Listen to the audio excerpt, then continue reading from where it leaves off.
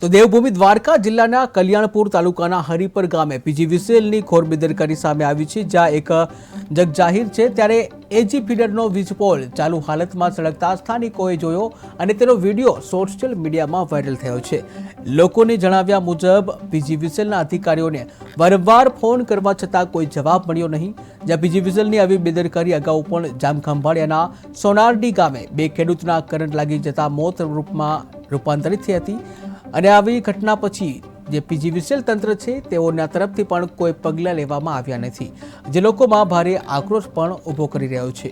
Dwarka PGVCL નિર્ભર તંત્રનો નમૂનો બન્યો। એવી રીતના ગઈકાલે જે બે ખેડૂતોનો સોનારડી મુકામે એજીની લાઈન જીવંત લાઈન પડતા બે ખેડૂતોના મૃત્યુ થયા છે। સમગ્ર ખેડૂત સમાજ આઘાતમાં છે અને પીજીવીસીએલ ઉપર ફટકારની લાગણી ફટકાવે છે।